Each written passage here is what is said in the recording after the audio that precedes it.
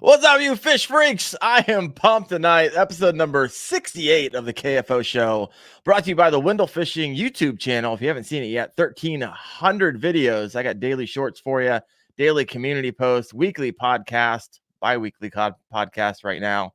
And I got 2 videos running a week. So I am like doubling down. It's fishing season. I am excited tonight. Our show is going to be on, and I'm bringing on Fishing with Gramps here in just a little bit. One of my favorite guests. I don't know. I just like the dude. We're friends. I haven't talked to him for a while, so I'm like just excited to catch up with him.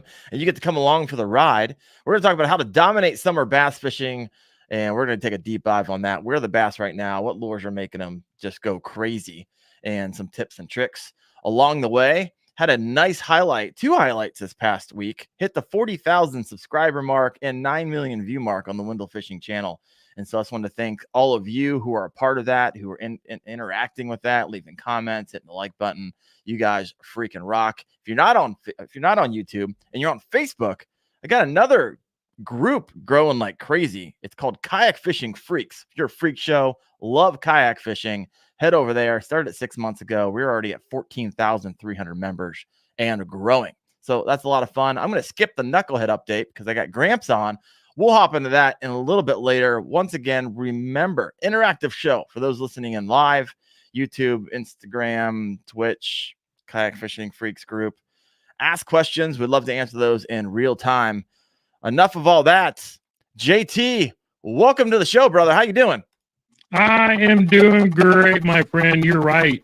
It's been way too long since we hung out and talked fishing for a bit. He sounds like a robot to me. Anybody think something's up with the audio? Someone else? Is it just me? It might be just me. Anybody else? I hope not. Got weird audio going on. If you're listening in, help us out. Do you hear that audio? Nobody's talking. Maybe it's good. Maybe it's just on my end. All right, try. He ate some Keebler elves. All right, try it again. Maybe we just need time to catch up. Yeah, I'm not sure. I just muted during the thing. You're back. You were fine before. Okay, look at that. I love. So I mute and I unmute and then it works. Okay. I love it. It was warbled. You're back in business. All right, let's start that over. Gramps, welcome to the show, man. It's been way too long. It's been way too long. I think we haven't talked. We used to talk all the time. Summer hit and crazies hit, and you had a rough go at it the last couple months. I was listening to one of your shows. I've been struggling. I'm slowly think I'm making a comeback, but yeah, fatigue. I've been working with my doc and had some blood labs drawn and things like that too. So we're still not sure. I'm trying to eat better, sleep better, do less. I took like 6 weeks off of YouTube, just trying to focus on, I guess, getting a little bit better.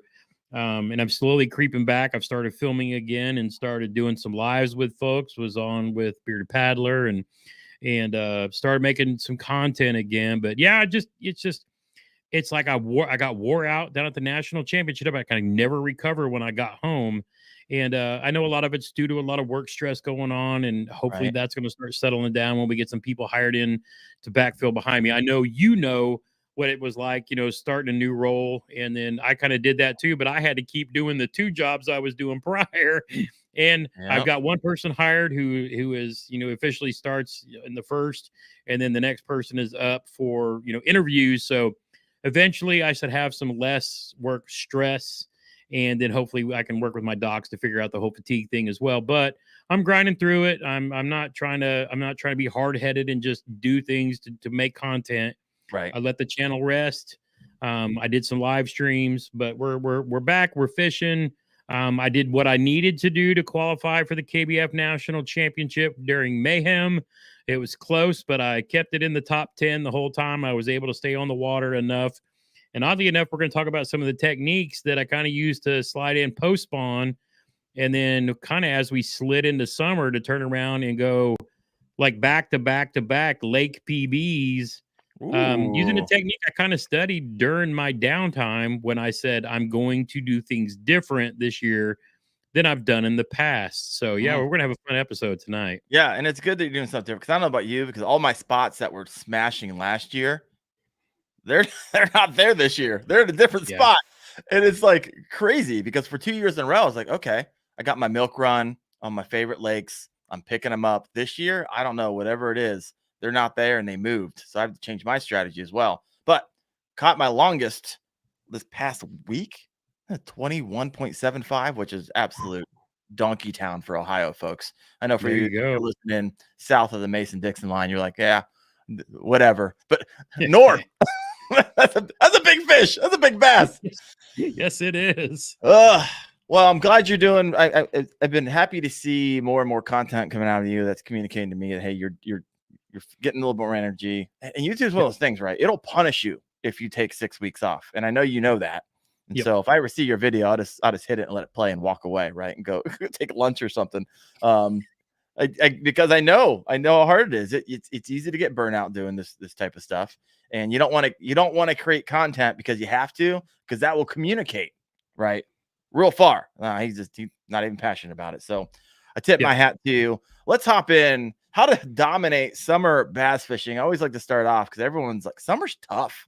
Yes. Summer is tough. The water's warm. You got your favorite spot. If you get out there in the afternoon, was probably hit up 6 or 7 times by another angler earlier that morning from guys like me who get up at 4:30 a.m. and go hit it up.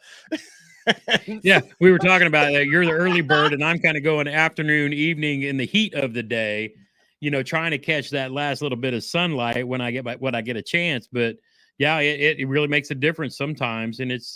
But sometimes too, those fish if you're fishing a lake that gets pressured a lot by tournaments, that, 6 o'clock to 2 o'clock, it could get tough because those fish are beat up. Them fish know it's like, oh, it's Saturday and Sunday. I'm shutting down and I'll see you guys like at 4 o'clock until dark. And sometimes you gotta kind of do that. But I decided this year I was going to, I've always loved running the banks. Post spawn, you catch those fish coming back out of the pockets, those that are going to go back out to their deep lurks. They're going to come out to their points. And I tell you what, towards the end of May, before they kind of went back deep again, one of my favorite baits, and when I say me, it's me and my brother, because he's literally been my science experiment. We're doing these things because he fishes pretty much every day. When you're medically retired, you do that. And because if you're retired, it's what you're supposed to do, is go and do things you enjoy doing the rest of your life. I tell you what, a rage bug along the rocky banks, mimicking in these lakes for us that have bluegill in them, because one of our favorite places to fish, they've drained it twice and basically tried to kill out the shad because the shad were taken over. So the primary forage there is bluegill and crappie. So swimming these rage bugs along the bank, or like flukes, was killing it for us. You swim jigging that? Well, I'm okay. We'll get in a second. Texas rig, throwing it like a crankbait was the juice. A very light Texas rig bait, and kind of swimming it was the juice, like through May, and then until they started pulling off the banks and going deeper. But then it's like, okay, if you're a bank beater and you're used to, rolling along and either throwing a chatterbait along a bank or swimming, your fluke or whatever, and your fish go deep, then it's like, what do you do? Now, one of the things we ran into here for the first time is Indiana's known for spraying the lakes for grass because of all the boaters and whatnot. But normally when they do it, there's still a good chunk of the lake that has a pretty good, healthy, section of grass that you can, throw your chatterbaits over the top of, or for your, like the frog freaks, dragging those and pulling those up. But I tell you what, the lake that we like to fish that's close by, there was like little to no grass. So we've had to change we've had to change everything about the way we fish this year. But doing some studying, doing some learning. I've always heard people talk about ledge fishing, Right. and you hear that term big from the boaters and these people with these highland reservoirs with big bluff walls and this and that. Yep. But even on smaller lakes, you can apply that and smash these summertime fish, because they'll set off in deeper water. Now, that could be in a creek channel or river channel on a lake, and then they'll push up to flats to feed, or they're sitting there on a windblown ledge waiting for, whatever to get blown over. So you got to know what your forage in the lake is. Do they primary feed on craws, bluegill and crappie, or shad, type fish? So at some point you got to match the hatch so you know how to smash these fish. But I really focused this year on I'm going to learn how to ledge fish. Okay. And, it may be only 20 feet deep in our lake, but if you've got areas that push up and you have a flat that's 3 to 5 feet deep, Yeah. those bass will push up there and smash on them a few times a day. And that's when you can be sitting there with your shallower running crankbaits, your jackhammers, even dragging a jig, things like that. But it's like when they move off of that, then how do you catch them? So this year has been like a learning curve for Jeremy and I. And once we kind of figured it out, then it became kind of a smash fest. Like a Jeremy on Catch 22. I think this is probably the first time in a while, and this early in the season, he's got like all 18s or better across the board. Okay. And in this lake we fish with now, until this year, nobody that I know of in a bass tournament has caught a 20-inch plus in this lake. We knew they've been growing. So a few years ago, like 17 and 18 were the big bass. And then it kind of slid to the right a little. You started seeing more 18s. And then, the big bass is a 19. And then this year, and I got to take pride on my brother. I beat him to catching the first 20 on this lake. Was that But it was kind of doing what we're talking about. Huh? Was that the one you posted this last week? Yep, just last week. So I think it was last man. Wednesday. We were going to go river fish, and it got blown out from the rain. So we're like, well, back to the lake. And I was like, I'm going to get back out here, and I'm going to keep working these ledges, and I'm gonna figure this stuff out. So that's kind of where we're going to talk about, and like the baits that when you're going to do this. And when one of the things when you said, what we're going to talk about tonight, especially being the kayak fishing obsessed podcast, this is primarily focused for those of you with a kayak and something as minimal as 2D sonar. So if you got your Garmin Striker 4, you got your little Helix 5, tonight is what we're going to be talking about with just those basic electronics to help you find those ledges. Well, I like it. Now, before we hop into there, we'll get into that in just a moment. You got a new kayak, brother. You've been modding that thing out like all your videos are just modding it out and running wires and running this over here and running that over here. You got a PWR.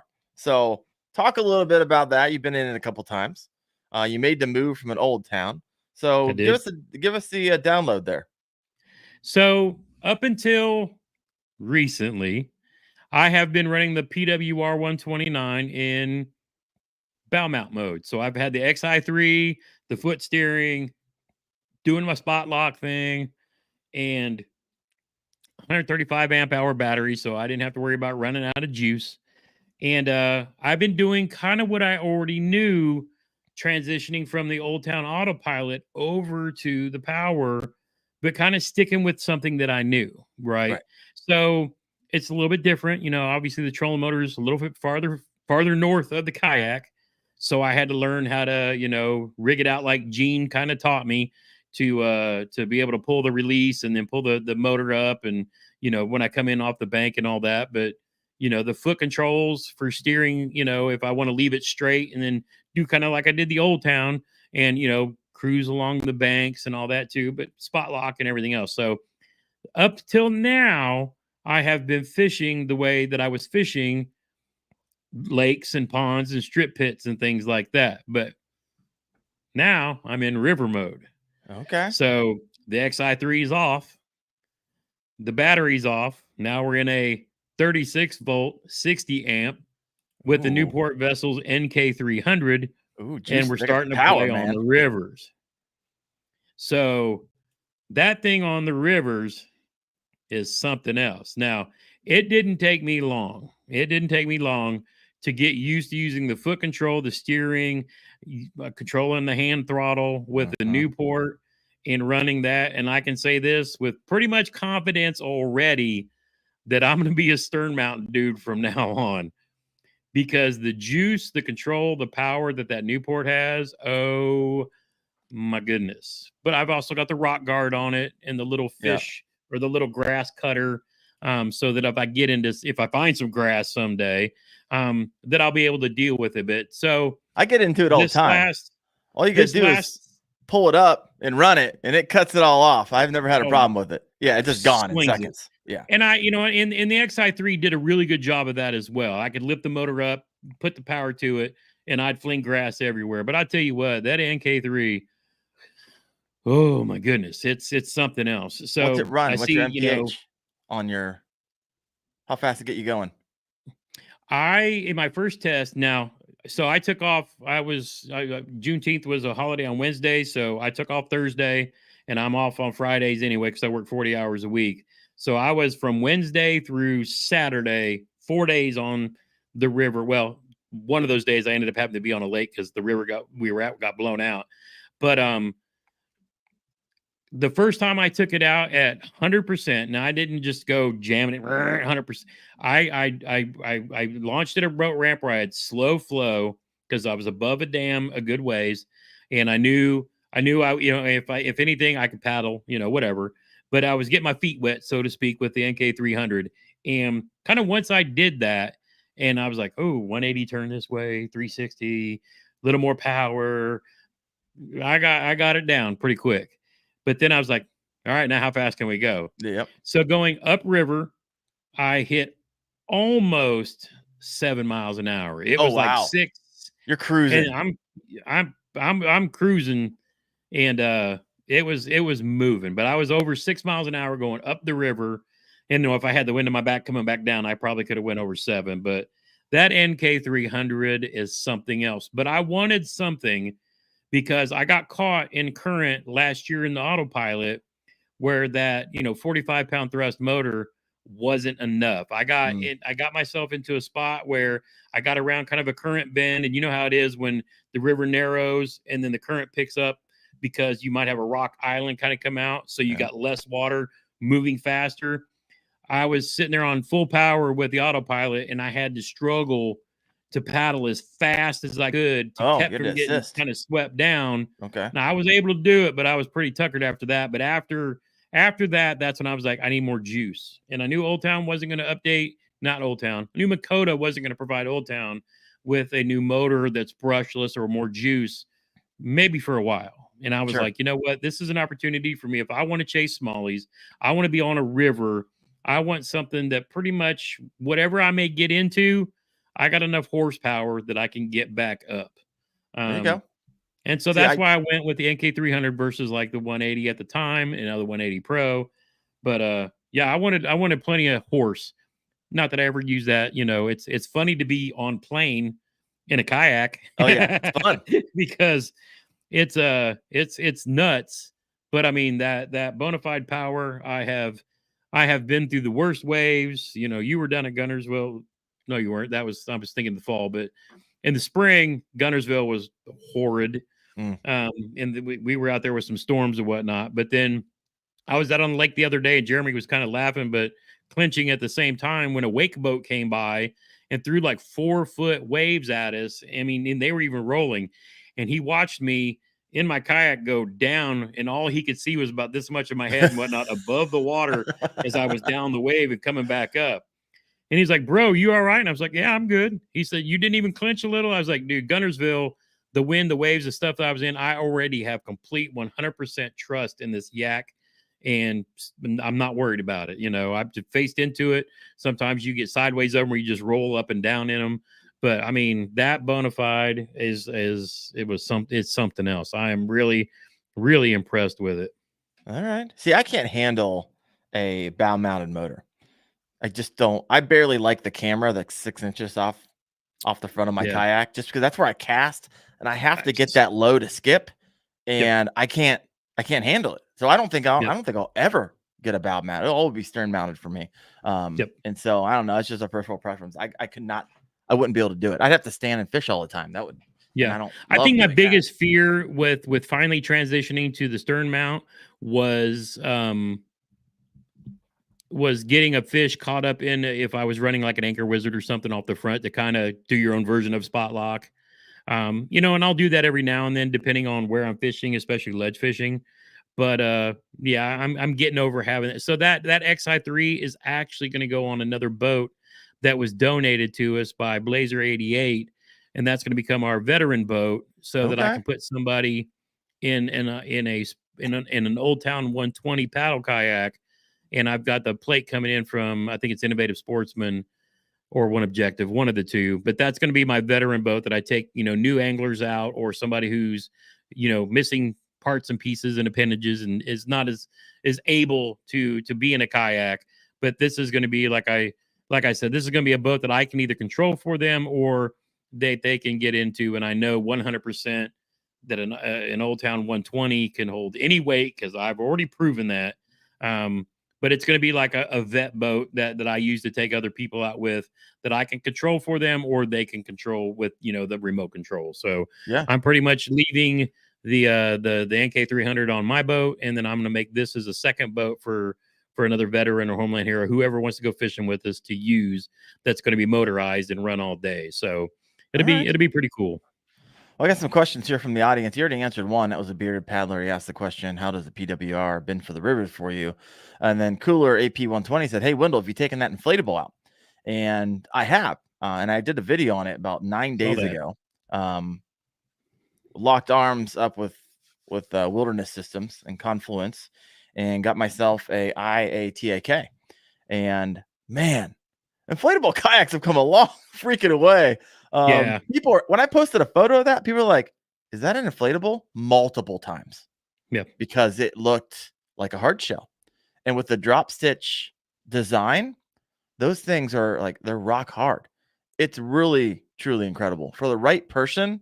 I think, and for the right scenario and how you fish and your storage, and if you like camping trips. Let me address that for you, because I actually sent your video to my oldest son.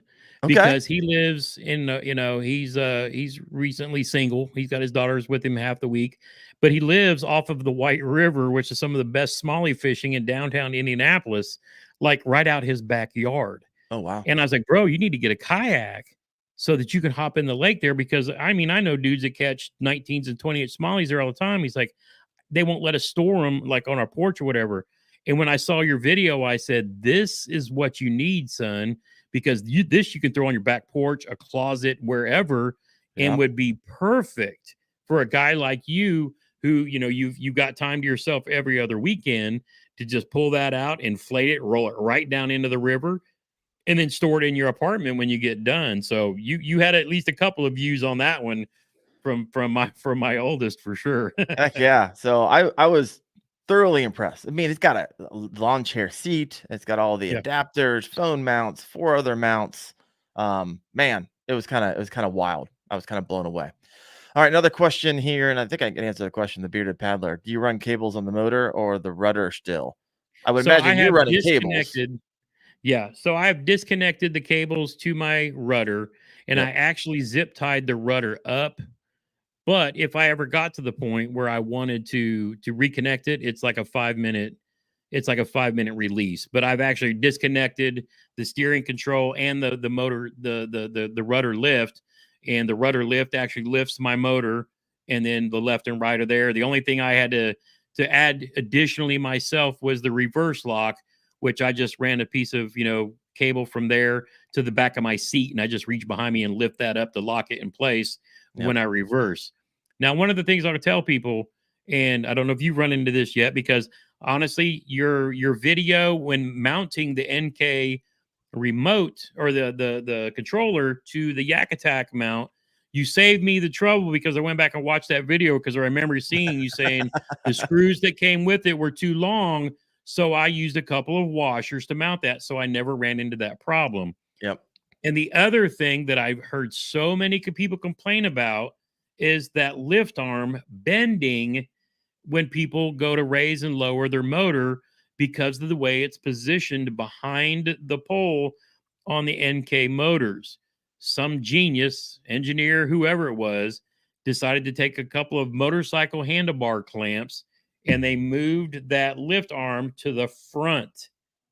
So it's a whole lot easier to lift. But the other problem that solves is it keeps the motor, when lifted, from rolling to the right or the left, which is what causes the bending in a lot of people. Ah. in a lot of people's NK. So by moving that lift arm to the front, it's a whole lot easier to lift, and it also keeps it from rolling over. So I did some shorts and stuff on that, and that'll be something I address. I'm getting ready to, at some point when I get a chance, to film my river edition version of my PWR build on the things that I did, because I covered the lake version, and this will be how I have it set up for running the river. So So I've been on the river 5 or 6 times with it now, and it's second nature. And yeah, I don't think I'll ever take that motor off. As much as I love spot lock, I'm going to learn how to control it, on the yeah. water. That motor is something else. I mean, and I'm like you, I love to skip. And I put my 2 graphs on the one objective, and it sits really low. So Uh-huh. I mean, I've got kind of everything out of my way, and I can really whip across, because I probably do from you right to left, and then Yep. right across the front of my Right boat. across Yep. the bow, and you don't want Yep. anything there.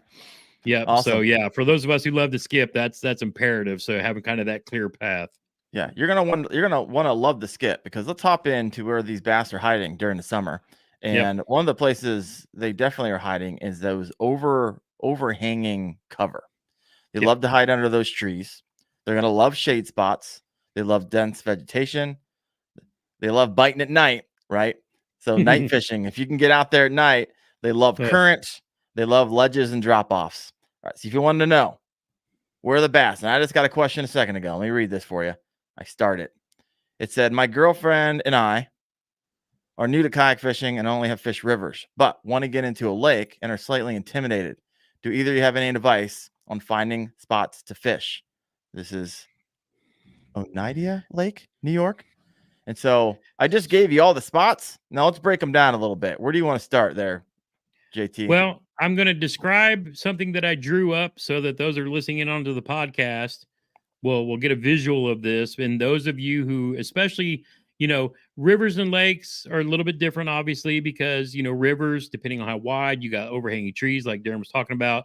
You'll find boat docks on either one, Mm-hmm. places for fish to hide under. But if you have like a more open water lake, and you're like no trees along the line, or you're fishing in areas where there's like houses that push up against it, there's no real shade unless there's a boat dock.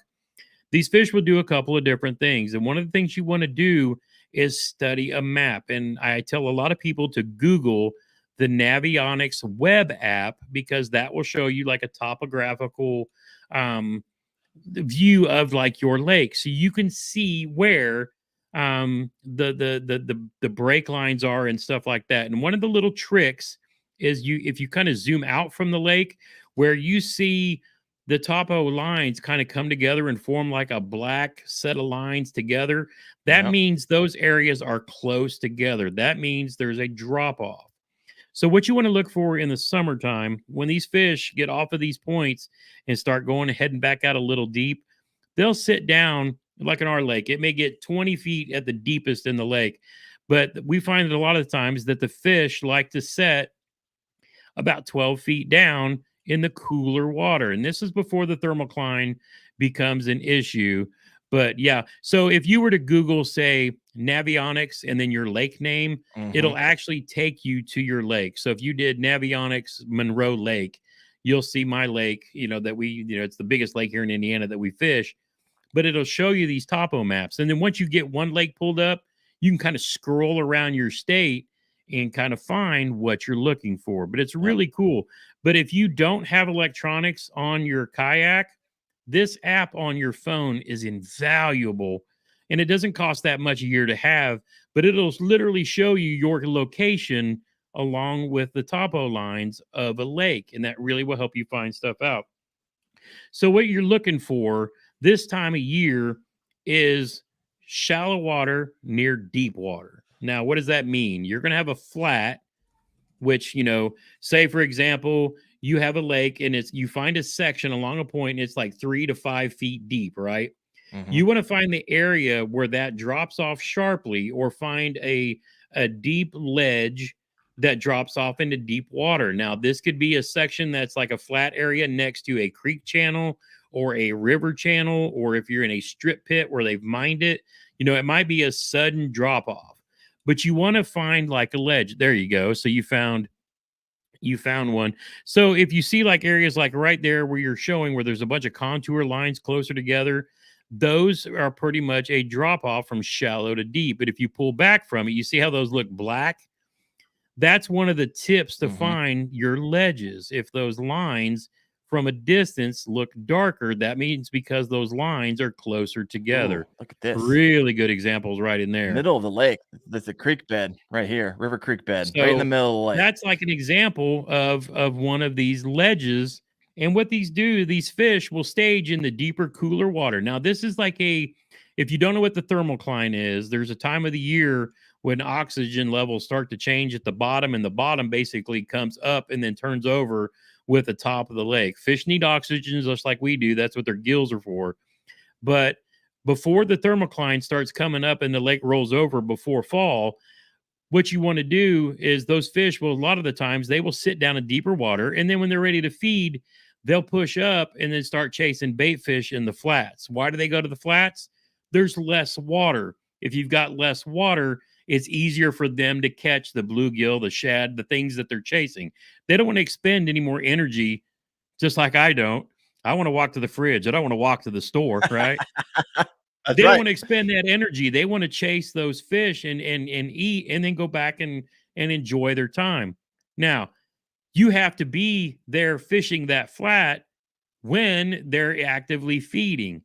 So on those flats, that's when you're throwing your chatterbaits, your crankbaits, they're up there actively feeding. So how do you trick them into eating if they're still sitting down in the deeper water?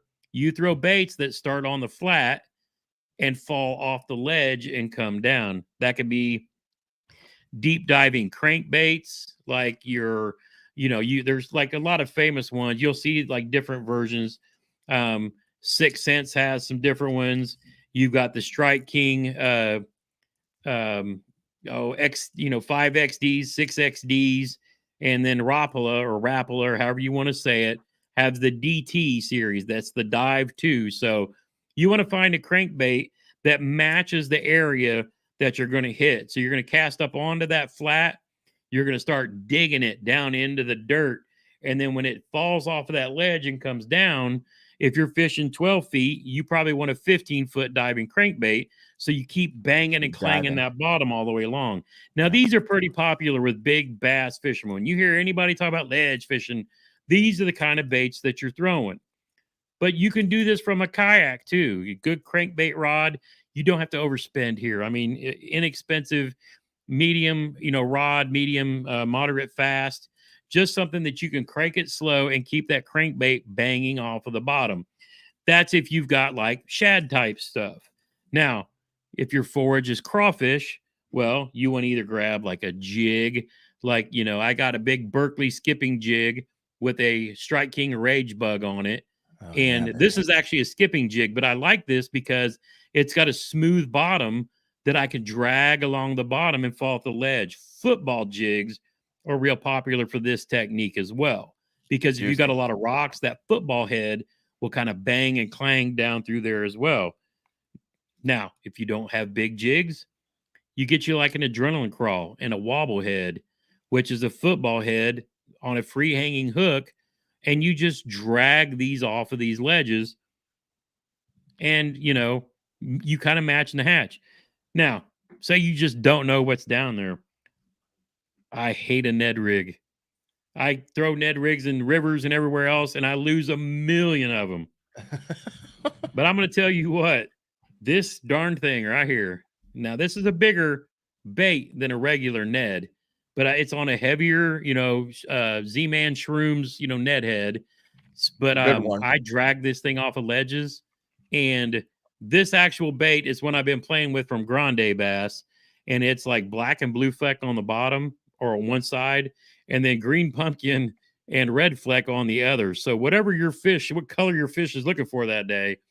But this is the one I actually caught that 20.5 on Nice. the other day because I couldn't get them to kind of commit to anything else. All right. So if they're not chasing anything that looks like a shad, if they're not chasing anything that looks like a bluegill, if they're not chasing anything that looks like a crawl, throw them something that doesn't look like anything. and that's what this thing did. Now, on the same story, I love throwing tubes, but one of the other ones I've been playing with from Grande Bass is this Airtail Wiggler. Now, these are some that I kind of dyed myself because the first bag I got of these in a Monster Bass bag was like that copper truce color, that Oh, it's a bubble chartreuse tail. on one side and then green pepper. I wish I had some of the originals. I ran out of them, but they were so effective. But I was dragging this on this same big Ned head, but this little tail, It's a bubble it's tail. got an air pocket Yeah. on the bottom of Keeps it, it up and in that the air. holds it up. So a lot of people actually compare this to an X Zone Ned Zone that's got kind of like that, but it's got a solid tail bubble. This one's got an air bubble in it. And I saw Mikey Balls take the bait fuel injector Oh, yeah. and shoot some of that in here. And so it was actually letting some bait fuel go. And yeah, We're going to talk about that. We're going to talk about this in a minute. Yes, All right. we are. A lot of people are skeptical, but I'm bold. I'll tell you where I'm skeptical and where I'm sold. I'm a half believer. Anyways, we'll get back to that in a minute. So these kind of soft plastics, and sometimes it's just a matter, and they work great on a spinning rod, which, most people have a spinning rod. So it keeps it nice and simple. Barring that, like Grande Bass also has a shaky head worm that's got a longer, slimmer, like bubble tail. And I've got this on the Z-Man. I think this is what's his name, shaking my head, kind of, but this is actually a great one because it really doesn't snag on anything. And you could just, and it's not like, people think, oh, it's a shaky head, you got to shake it. Just drag it like you would a Carolina rig, just nice and slow, and these fish will just take off with it. Give it a little tappy. Tap, tap, tap. I literally in 2 weeks caught one PB on this lake, another PB, because my best there before was maybe like 17 and a half inches. And then I caught a 19 something, and then like a 1975. And then, actually I caught the 20 and a half. And then I went to another point and I caught like a reverse PB, and it was 1975. Oh, yeah. But I mean, some nice fish, just folks. slowing down if they don't want the speed of the crankbait and they didn't want it, then I started slowing down, didn't want the jigs, didn't want the crawl looking thing. Cause I don't know that I've actually seen crawls in this lake, but when it was the plainest, dumbest, nothingest, I can't believe it's not butter. My cousin has told me to throw a Ned rig forever. He caught a 6.5 something at one of our bigger lakes, just, dead sticking a Ned and just dragging it. And I was like, these things are stupid. They don't catch fish. I always lose. And then 2 of my 3 biggest fish on bogs came on a Ned rig, one on this one and then one on this Airtail, just slowly dragging them. And those fish just and we're talking like 2 o'clock in the afternoon. Yeah. They're going, they're deep. They're down there. That's where they're at. And understand this, if you take away anything from this podcast, big bass eat in the middle of the day. And they also eat overnight. But if you're going to probably catch your biggest bass of the summer, it's going to be in that 12 to 2 o'clock time frame, most likely. So in the worst time of the day, that's what it seems like. And Jeremy and I have noticed this for years. If we're going to catch a big bass, it's going to be in the middle of the day. And if I think back to every big fish I've ever caught in a tournament, it was probably in the last hour of the tournament, which is 1 o'clock to 2 o'clock. And I'm somebody asked what the weight of the Ned was. This is one of the bigger, heavier ones, because like I said, I'm throwing this in like 3 to 5 feet and I'm dragging it down to 12. So I know a lot of people say night bite. Gramps used to be a night owl. Gramps goes to bed early these days. I cannot hack overnight. I used to go to bed like at 2 o'clock playing video games. Yeah. I used to go to bed at 2 o'clock playing video games and get up like at 5:30. Gramps is in bed like by 10 o'clock, getting up at 4:30 these days. No. But I would love the night fish. I just cannot hack it anymore. Yeah, this morning I was out yesterday morning, and this morning I was like, all right, I'm going to do it again. Told my wife, 4:30 a.m. My phone alarm sounds. I'm like, I can't do it. I woke up and I got to turn this thing off. I can't do back-to-backs. I'm getting old. I just can't do the back. I'll be dragging. I got to be, top of my game for my job, and I can't be dragging all day. I got a team depends on me. So I mean, and you have to pace yourself. Like you said, you have to be sharp to set the hook, and then you have to stay constant through the day. stay constant to the day while you're doing your work too, because we have responsibilities. We're adults. Now, Yeah. Yeah. a lot of people will say, okay, they're not chasing things fast. They're not chasing things slow. They might be fat and full, and so they're suspended off of the bank a little bit. Uh-huh. But again, these are all bass you can find with a 2D traditional sonar. So first you find the ledge. You start by going around points, and if you find a long point that stays in that 3 to 5 foot section, you say, okay, I mentally, I look, I've studied my map maybe a little bit, I know where to kind of start, Mm-hmm. and then I find that section where it does the most sharpest drop off. And then you're dragging these baits because they may be sitting at the top of that, before it drops off, or at the very bottom of it. Now, sometimes, of course, bass don't always do what we want to do, but if you say, okay, I'm going to go from the bank towards the middle of the lake, and I'm watching my sonar, all you're doing is watching where it goes from 3 to 5 feet, 3 to 5 feet, and then drops. So, yep. Right. And you're Just like, go okay, scanning. that's the spot. And sometimes back in the old days, we had buoy markers that we would drop in the water. You can make them with plastic water bottles and a string and a little weight on the bottom.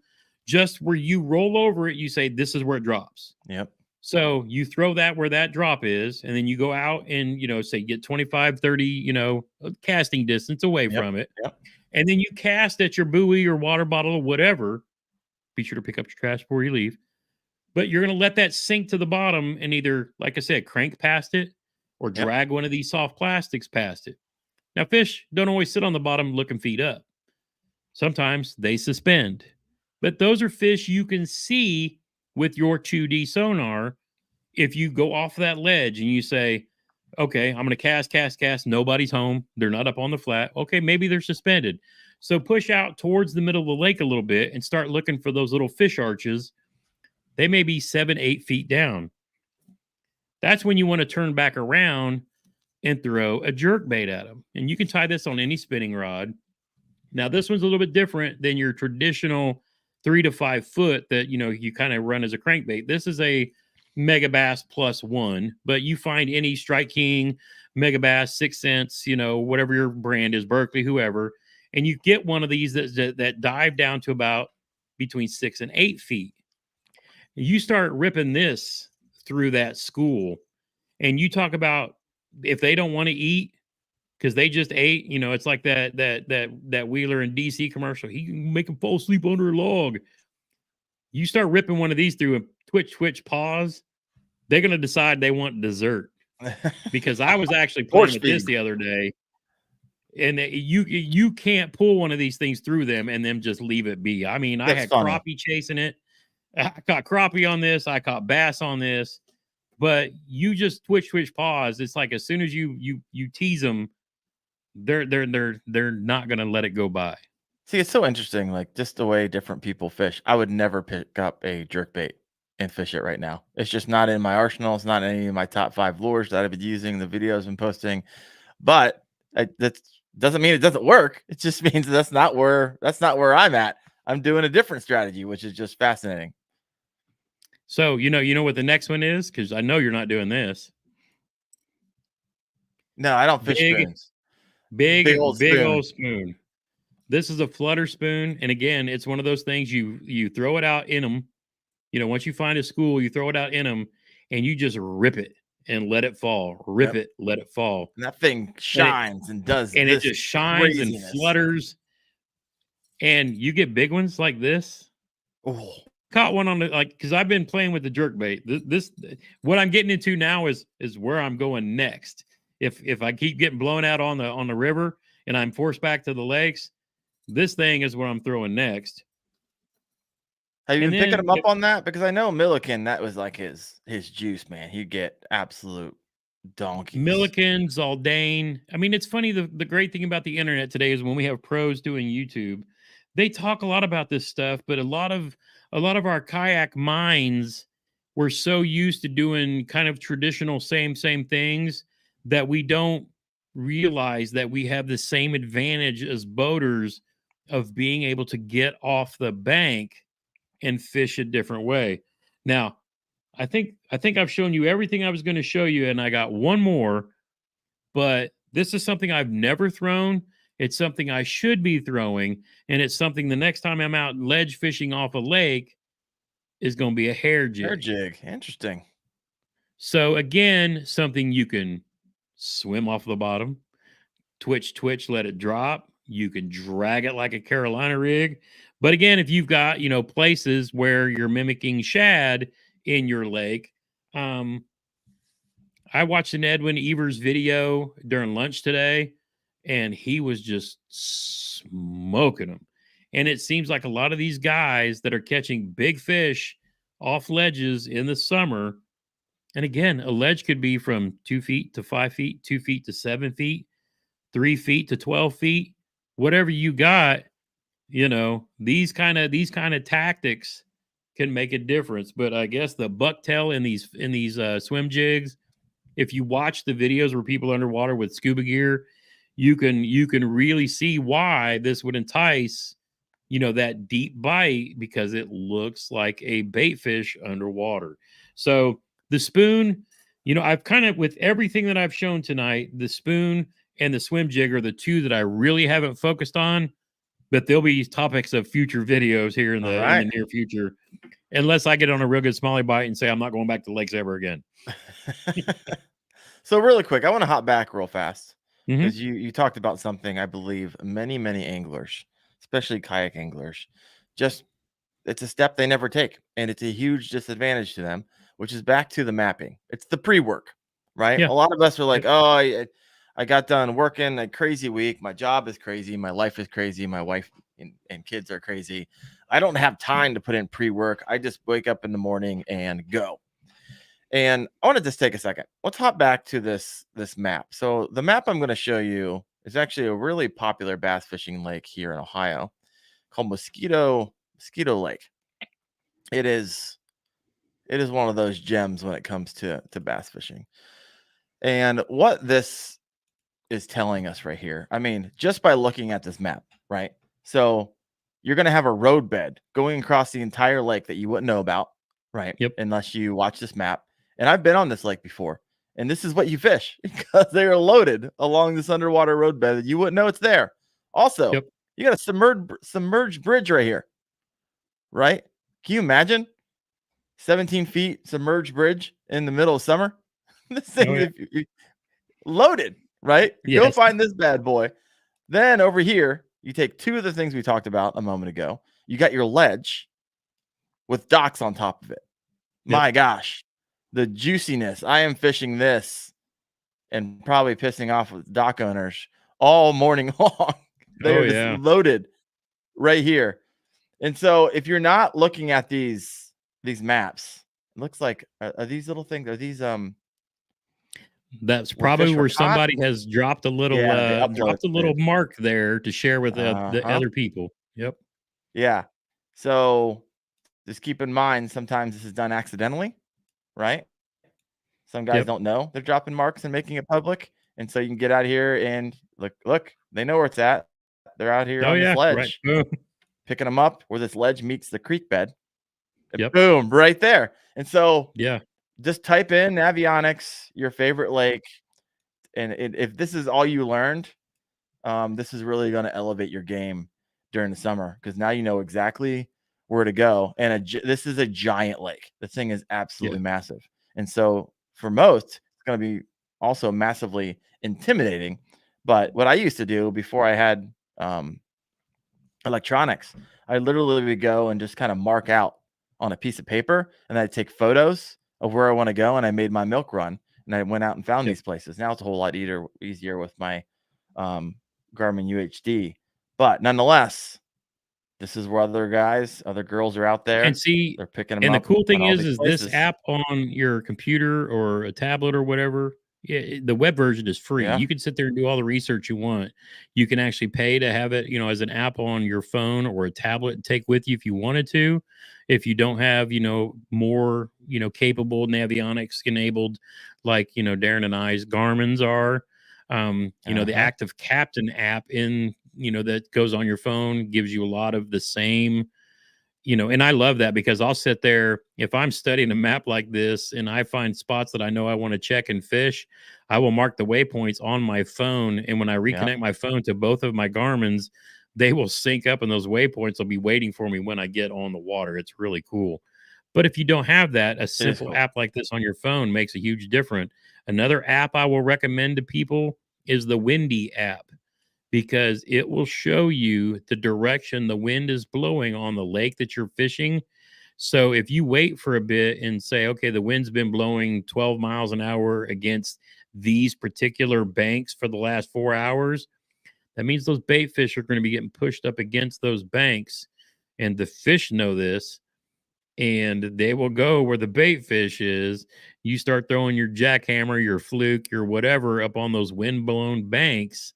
That's another, kind of way to kind of cut down on the guessing game of where these bass will be. It's really understanding your prey. Now, when we were talking earlier about how we talk about how bass relate to things, I remember this. I got a book up here that Kevin Van Dam wrote 20 some years ago. But they talked about how fish relate to objects and things, and they put fish in a little kiddie pool with nothing in the kiddie pool, and the fish were scattered Okay. all over the place. They put a brick in the kiddie pool, and the bass related to the brick. And then they said it doesn't even have to be an object, it just has to be something different. So they emptied the kiddie pool, put a piece of black tape on the bottom of it, filled the pool back up, put the fish back in there, and they all hung around that black piece of duct tape on the bottom of the pool. So bass like to relate to things. So if you're finding those bridge pilings that Darren was talking about or brush piles, bass like to hang out near stuff. If they're not doing anything, they like to hang out near stuff. And so if you can find places where they like to hang out, you're increasing your chances just that much more. And I see Oh Trevor my talking gosh, about I the want to go Omnia drive app, up and here Omnia on Saturday Pro morning. is something else.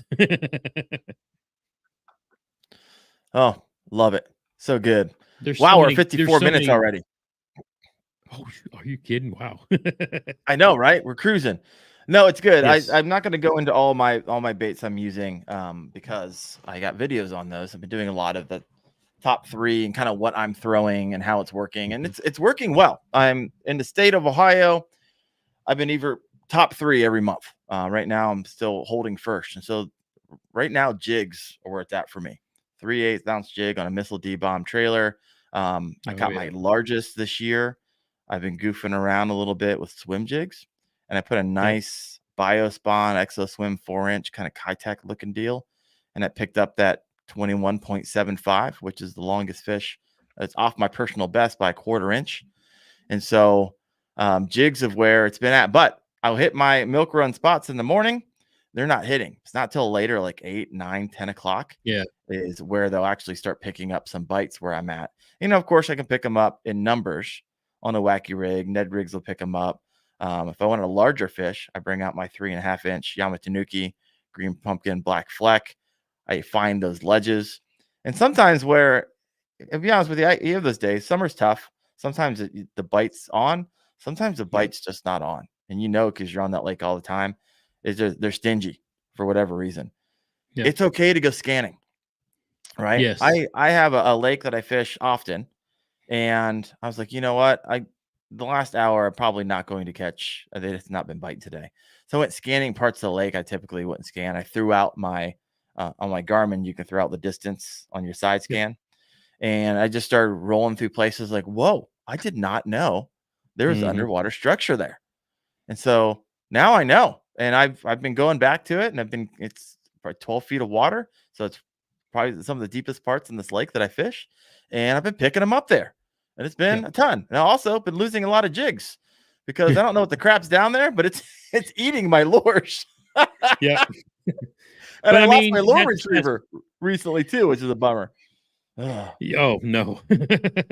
But I mean, you're right. This time of year, it's like if you can either drag a jig or throw a wacky rig. If you're gonna catch, it's just figuring out kind of what they want too. But if you watch like channels like Fish the Moment, if you want to get some basic electronic knowledge, Mm-hmm. he will just scan and scan and scan. But again, even if you've got a little fish finder with a little map on it and you can mark waypoints, um, and I used to do before I had fancier electronics, I had this Navionics app on my phone, and I would go around and I would watch my 2D, and anywhere on the bottom where I would see that little like bloop of a brush pile or a stump or whatever, I would mark it on that app, and then I would have that. So it's like, okay, I know something's down there, and then it's just a matter of casting until you kind of find it, and then with today's jigs, you'll feel it when you hit it, and it's like okay. And a lot of times when you hit whatever it is, if it's like a rock or whatever,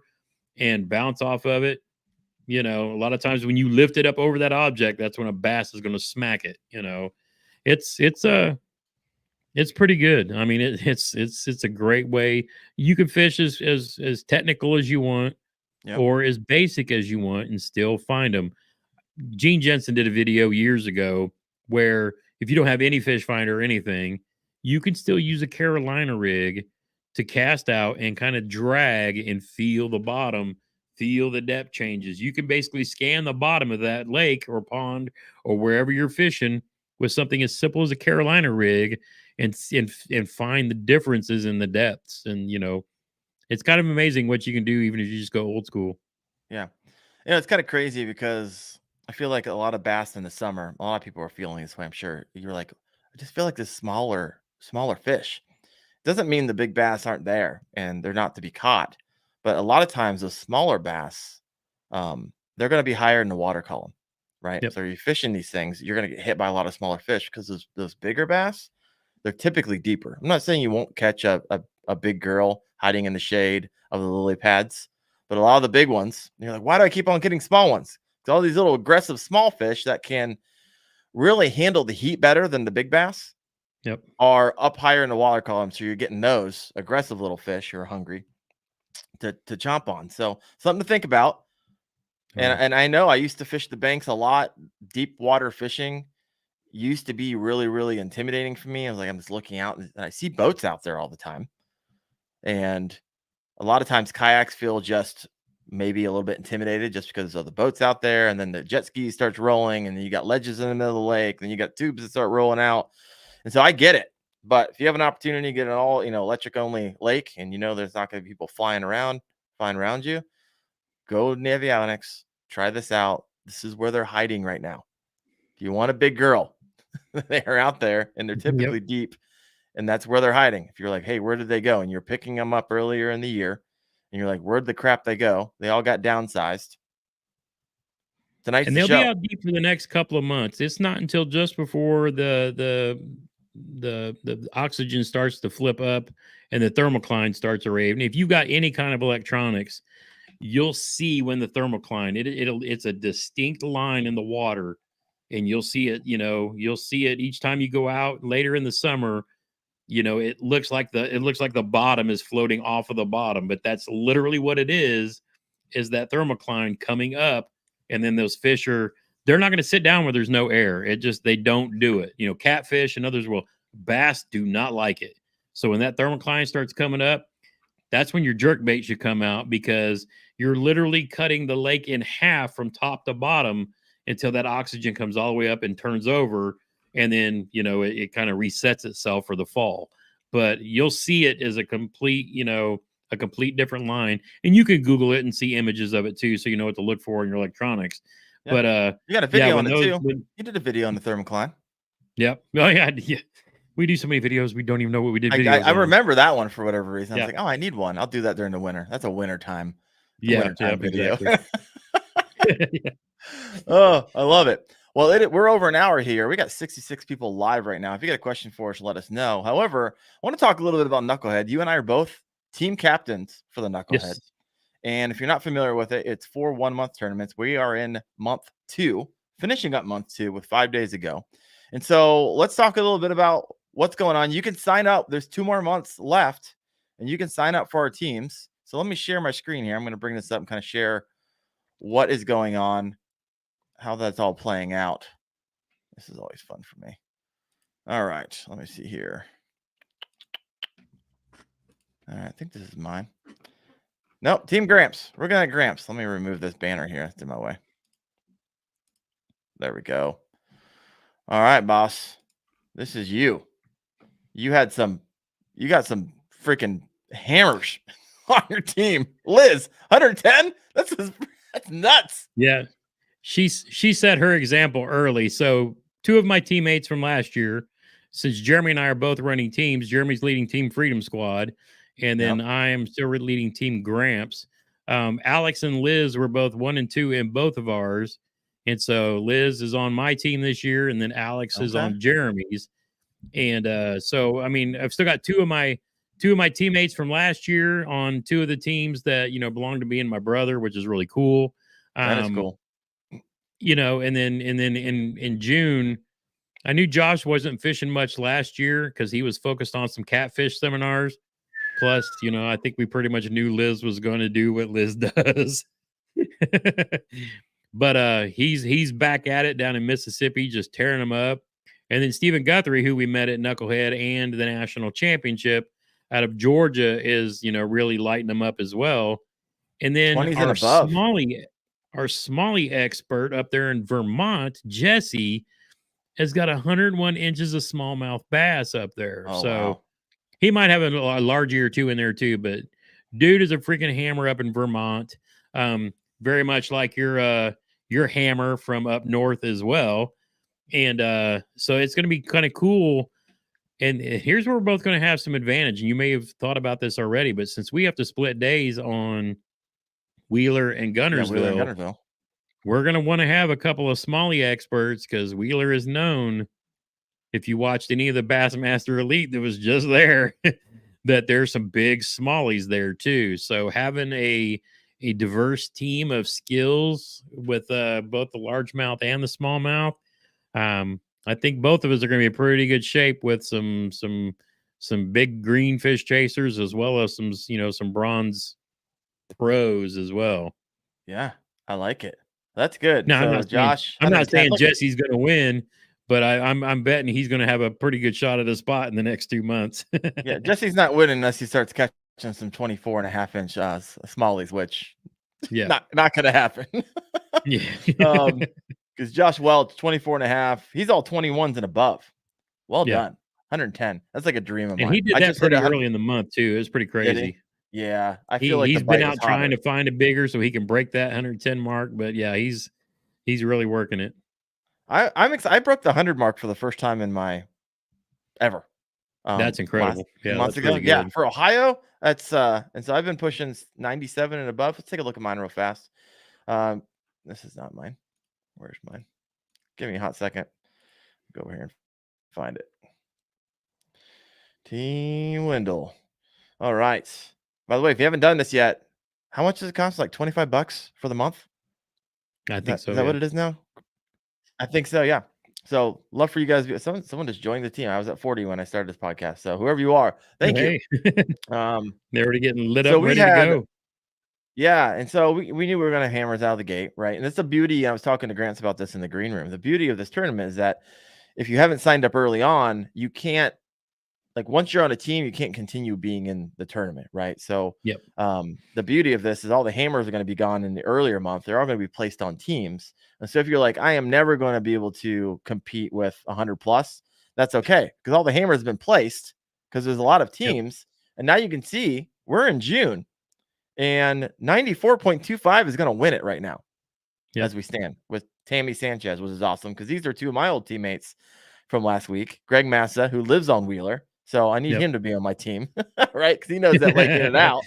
You get your guys back, She does hammers from New Hampshire, which is just impressive on what she's able to do. But Seth Taylor won. And so he 24.5, 23. I mean, he caught some just pigs down in Florida. That's what you do down in Florida. But I'm not saying it's easy to catch those. So you got to know what you're doing, but they're down there. So I'm excited. We got 5 days left, 6 days left. I posted 99, almost hit 100 last month, 97 this month. And so, and these are all jig this month. All my biggest bass, swim jig, football head. So if you're wondering, what it is, and I'm picking them all up in 12 to 18 feet of water. So I'm not picking these things up fairly shallow. So if you're wondering yep, 100%. where are we getting them at? How, because there was a day where I'd look at leaderboards and I go down and be like, okay, you got 15s and 16s and 15s and 16s. How in the world are the guys around me fishing in the same state and the same fisheries catching 18s to 20s consistently? Yep. The jig is what's doing it for me. That's all I can say. That's what's doing it for me. And so it's been an absolute blast. So if you haven't done that yet, hop on the team. We would love to have you on the team. That's for sure. It's gonna be a blast again this year. So I'm And the jacked up for it. championship is such a fun weekend. I mean, yeah, sure, it's a competition, but I mean, we just had a ball. I mean, I know the night we had where you came over and we were chilling out, smoking some stogies and telling some stories. Just Heck yeah, man. That's what it's all about, man. Just the fishing was great. Breaking your PB while you were down there. I mean, I know. And that's the cool thing. If you're not from like a big fish, area, you go down to Alabama, you have a chance. I mean, I still haven't broke 20, 21. 21 is my catch PB. Okay. But I mean, you go down there, any cast can be the one. And Darren just happened to do it right when it was needed, found that right boat dock and caught a tank. So juicy. Just caught a tank with no net. The next day, I can't believe you didn't have a net. I lipped that mother. Of all the torturing I did for you all summer long, and you go down there and don't have a net and catch that giant with no net. I had a net. I left it in my truck because here's what happened. When you drive down there, the back of my truck is just full of crap. So I'm not in my usual rhythms, and it was hidden behind a bunch of other crates of crap that I had. And I wasn't willing to go back because I would have lost an hour. And I've been lipping bass for years and feel pretty comfortable with it. And I just moved over to a net about 6 months or 4 months prior because you were riding me like a show pony on it. And so, so I was like, you know what?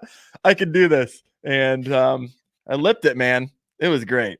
That thing jumped. Oh, it's so good. So it's gonna be a good time. Got a question here. Not question, a comment from Michael S. On Team Fluke Master and Team Run. Sorry, guys. It's all right. You know what Gramps and I call that? Team second, third, and fourth place is actually what we call that. we our whole plan last year was beat Chad, beat Gene, and we sure did. This was the year of the little tubers. So good. So good. So if you want to be team second and third loser or third and fourth loser, that's fine. That's fine, Michael. I love when the trash talk starts. Oh yeah, good. It'd be fun. It was all right. We could go on and on. I'll have to have you back on again here soon. One of my favorite guests here, and I know a lot of people love it. But I want to do. I've been fishing out with some fun, some underrated, overrated, and I really like inviting those who are listening in to be a part of this as well. Some of them are fishing related, some are unrelated to fishing. But let's talk a little bit. Let's talk a fishing related one. Underrated, overrated. Bait fuel. Scents.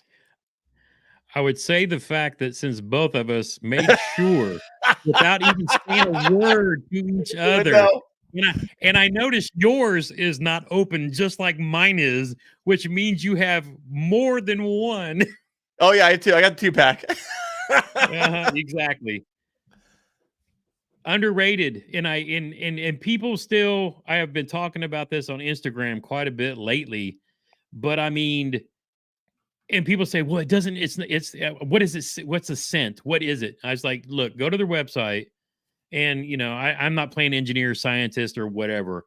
I know when I'm not using this stuff, it seems like when I am, I typically tend to get bit more often. And I am just now to the point where I fully believe whatever the attractant that this stuff is expelling into the water. I got to show you this. You're going to laugh.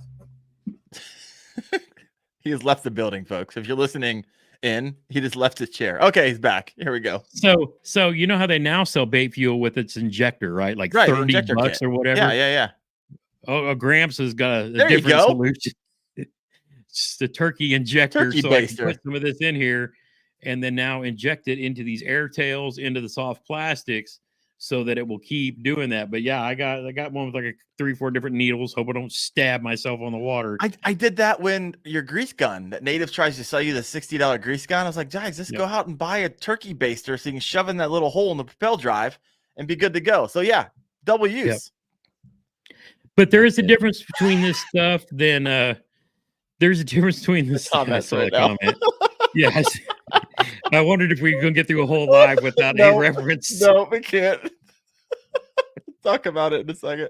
Oh my gosh, keep going. But it's like, you know, we've all used Spike It, we've all used JJ's Magic, we've all used spray on garlic, whatever. This is not a scent. This is some kind of attractant that when it's in the water, I don't know what it is, but they grab it, and I will not use it from now on. I've actually started pouring it in my bags of baits, the night before, and then I will apply it liberally all through the time that I'm on the water. Jig, chatterbait, soft plastics. I've even put it on crankbaits and spinner baits.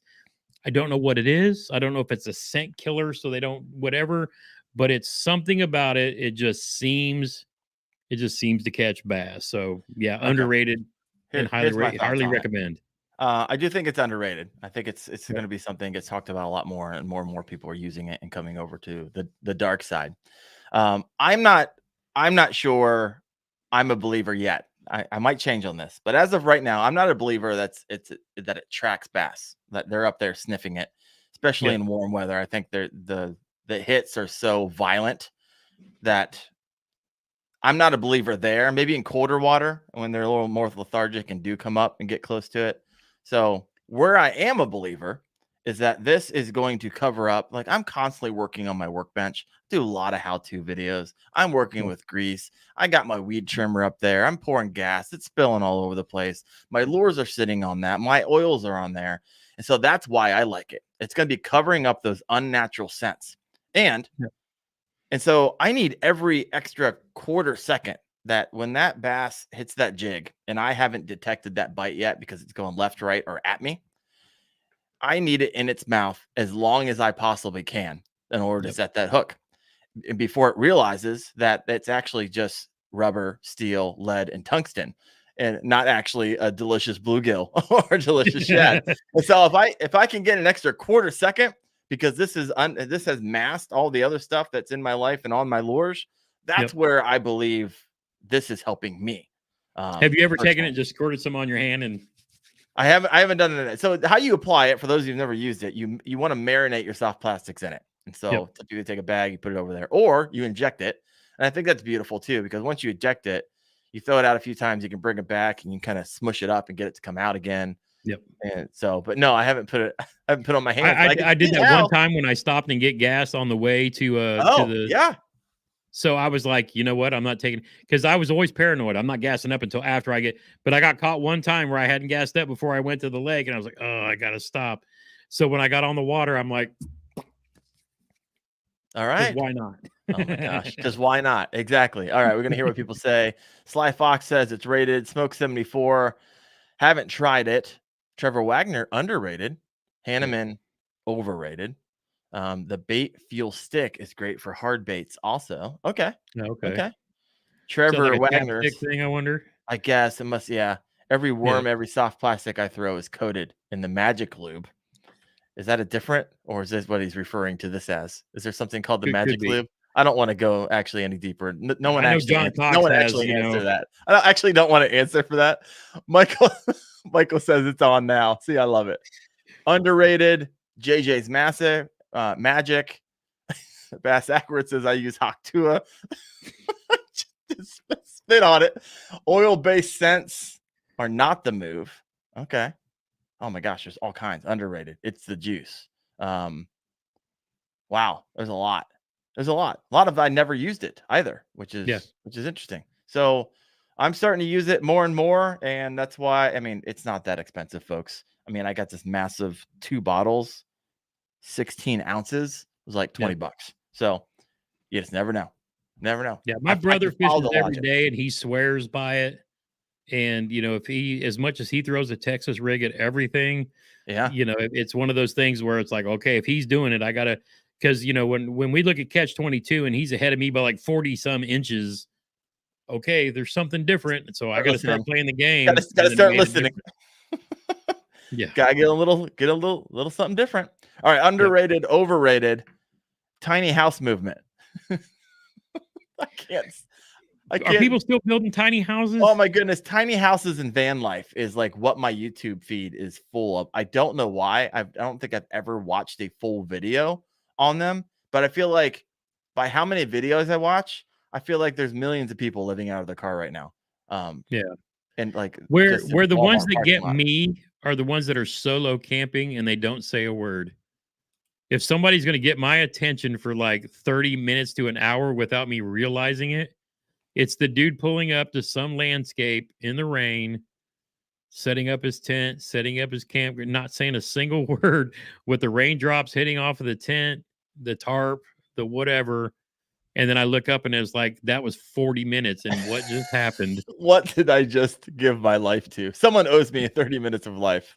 But I mean, yeah, they got me. And I'll look and this dude will have like 1 million views on every video. The ones who go camping in the snow, Oh, same yeah. thing. Just not saying a word, just the sounds of nature. It's crazy. It's crazy, but they get me. Huh. I got a couple. The Michigan Outdoorsman said overrated. Tiny house movement is overrated. Buy a plot, plant that sucker, and call it done, All says Big done. Words. Call it done. I come to Yeah, I think of like it having a now. garage. Now I'm starting to think I have to watch some of these, and this is why the algorithm robot's like, hey, he likes these things. But I'm Yes. just fascinated that like, okay, people are like sleeping in the back of their Toyota Corolla, and they've been doing it for a Yeah. year and a half, and how they just have little to no expense. And just like I'm walking by cars now and be like, someone living in there? Like the Yeah, people park on exactly. the out by on the back of Walmart in the middle of nowhere. It's like someone sleeping in there? I don't know. And there's the one dude who camps in the weirdest places. He'll be like under a billboard sign or in the middle of Oh a yeah. traffic circle if it's got brush. Yes. Yeah. I watch those. I said I just don't watch any of those. And then I realized, oh crap, I've Boom. watched those Yep. and they got me. It's when you Oh watch them, yeah. you don't realize you're watching them. That's when you're sunk. My Oh goodness. yeah. Overrated, underrated. Fishing podcasts, which is ironic because we're kind of on one and you run one and I run one. However, in the grand scope of fishing podcasts. I love the fact because so many of us spend so much time driving to places we have to fish because I literally live in the black hole in Indiana where I'm not really close to anything. It's like an hour to 2 hours away for anywhere I fish. So if you don't, Yeah, no, if you you tell get me all tired the of time. listening to like Sirius and your country station plays the same dang things over and over, then I'm like, time for tackle talk, time for, whoever. Um, that's when I'll sit there and listen just because I want to hear something different and something related to what, I'm going to be doing. And, most of the time it's stuff I already know, but because it like reinforces what I think I know, it kind of gets it back into my head. It's like Mhm. I need to try that next time that I'm out on the water too. So it's always interesting, but it's always cool to hear perspectives and thoughts from anglers of all different levels too. From your pros to guys like us who just like to go fish and share what we love about being out on the water. Yeah. Yeah. For me, I think it's really an underrated means of communication. It's still one of those things, although there's a lot of podcasts, there's still not a large following on them. I think it's really at the beginning of Yeah, podcasting. I think this is absolutely going to take off in years and years to come. What I love about it as a creator and as someone who hosts one is that YouTube is one of those things where you got to be brief, you got to be bright, you got to be done quick. You really can't have any fluff or people are going to bounce. yeah, And so you're really just high level. You go maybe a layer deep, but if you start going 3 or 4 layers deep, a lot of times you'll lose people. And that's why I believe a lot of people who come to the podcast, they want to peel back the onion. I just don't want yeah, to know the how. I just don't want the menu. Give me the ingredients, right? yeah. I want to know how that works and why it works and what other people are doing and take where I can ask questions, where I can in real time communicate and get feedback on. And that's why I love podcasts because it helps serve another demographic that do not get served through my videos and through my shorts. And I believe, my long form videos get a lot more, my shorts get a lot more. Podcasts, I keep doing it. And the reason I started this podcast is not for the views or any of that stuff. It's really because I just want to make friends with other people who love what I do and love kayak fishing. It's like, okay, for that alone is a win for me. And it just happens to kind of take off. We're at like 1,000 views on Spotify a show, which is a ton. So thank you all for making that happen. Let me hear what some of the thoughts over here are. We have a cooler lid, overrated due to the negative vibe lately. I'm interested in what you mean by that. I He's know talking that. about the Ford. Yeah, we're finally, I think, getting past the whole forward facing Oh debate, but yeah, that's been a big, it's like you're on one side or the other, and I like to troll either side. So kind of a it's kind of riff. it's kind of like politics. You can just throw a grenade in the room and walk out, and then Yep, let it yep. See go. you later. And we've talked about it on it. You got to talk about the stuff. But yeah, it's Yeah, interesting. We but got you throw a hawk tua in there, and then everybody forgets all everyone's about it. fine. Yeah, Yeah, give that about a week. We'll be tired of hearing about that, if not already. exactly. Smoke 74 Fishing, underrated. Love this podcast. Thank you, man. Appreciate it. Sly Fox agrees. Underrated. Bass Raft, underrated. Listen to them on the way to the lake. All right, Yep. just like you. Just like you. I love it. Yep. I'm glad I don't have to listen to it on the way to the lake because all my lakes are basically in my backyard. I know I keep So much reminding hate. you of that. So just let everyone know, if I if my alarm goes off, I could be fishing in 25 minutes. Like literally lines in, Yeah, kayak in the water. Jeremy's like that now. He lives literally a mile from the lake that he's now moved next to Yeah. fish, and yeah, same thing. And it's And not then just don't one get lake. me wrong, this dude, when he remembers, I'll just get a random text here and there, and it's Yep. like, oh, what's Darren doing today? There's another 20. Oh, so good. Dig Works says underrated. Scott Hanneman, underrated. Good ideas learned. Yeah, I mean, it's one of those things where if you could pick up one or two things, it's a win. Call it a Yeah. win. Especially if you've been doing this for a long time. It's not a lot new under the sun. And so if you can Yep. just pick up a few or just reminders like, oh yeah. Yeah, Michael and S. sometimes it's that reminder of going back in the day. Somebody posted a picture of a jitterbug the other day, Oh and it was like, yeah. ooh, trigger some memories right there. Yeah. I was talking to someone in the bank at the lake I fished, and he was like, you know what? I caught 22 on a whopper popper yesterday. I was like, you know what? I need to go dig that out. And so that's Yep. what I'm going to be doing tomorrow morning at 4:30 Yeah. a.m. Stowing the old whopper popper because apparently they think they're delicious where I'm going. Um, team third place said underrated. So many of these podcasts have gold nuggets of information. Thank you, Michael S. Appreciate that. Keep on twisting that screw, don't I? Oh yeah. Bad. I feel bad because we have the mic and he Yeah. has the comment section. He's totally at a disadvantage, but I love you guys. I really do. Bass Ackwards 13, great platform to absorb info and have fun with it too, 100%. And Ray Barksdale, absolutely thumbs up. Same here. I need some fishing buddies. Yeah. So, man, so good. So good. You need fishing buddies, get in the Fishing Freaks Facebook group, and you Come might find on. somebody local to you and have somebody go out and fish with. I need to do a meetup. Have you done a meetup yet? We're Freedom Squad's trying to plan something for sometime this year. It's just like, oh, how did we get into summer already? And I then now know. what? Freaking But yeah, July we do almost. need to get like a Midwest, meetup and find a spot and get together and just get everybody together and go out and have a good time. You're not so far away from me that I can't come see you. We're really not. Here's the thing I'm worried about meetup, and this is just my risk mitigation. Darren putting his hat on, and um, like when you invite people to do that, and if someone gets injured, are you liable, right? When you organize a meetup like that, and so I'm like, I don't know if I Yeah. want to. I don't know if I want to put myself.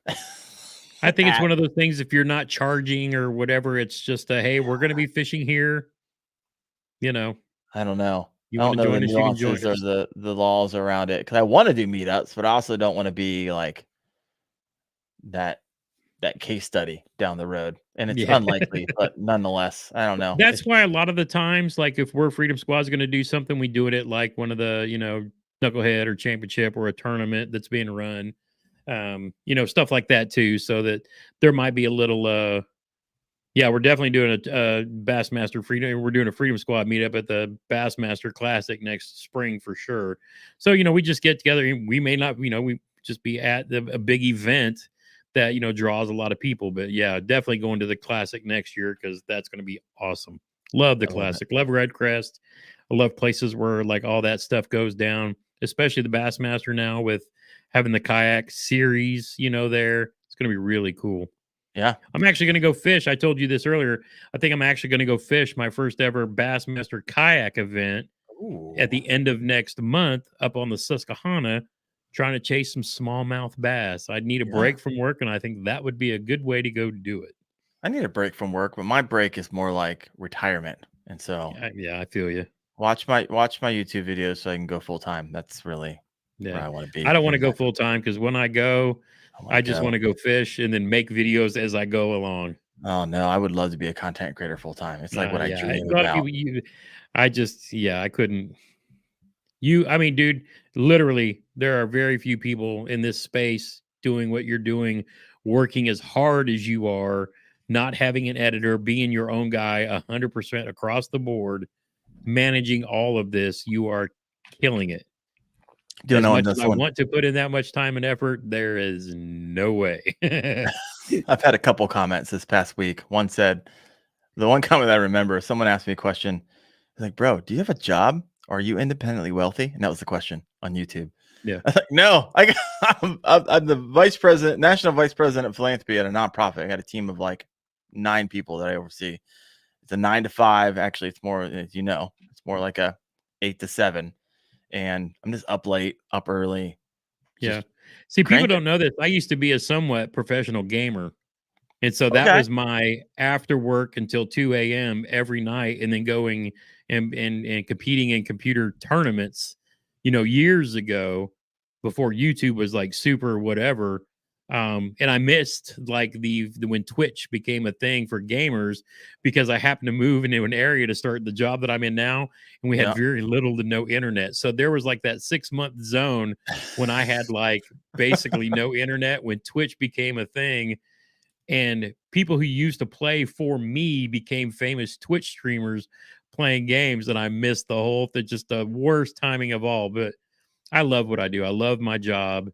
I love defending the networks from bad guys and being a cybersecurity guy, doing forensics investigations. That's just, that's my thing. But if I had a true passion, I did not want fishing to become work. I wanted to share what I love.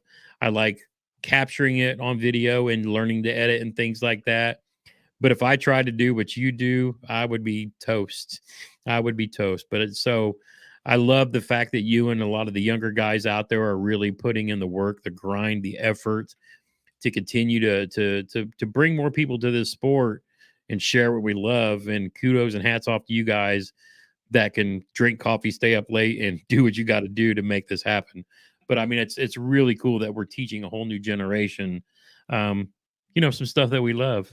Yeah, 100%. I love that it's got lumped in with the young guys. So I appreciate that. Thank you. Tip my hat to you. Yeah. I don't feel like a young guy, but no, it's good.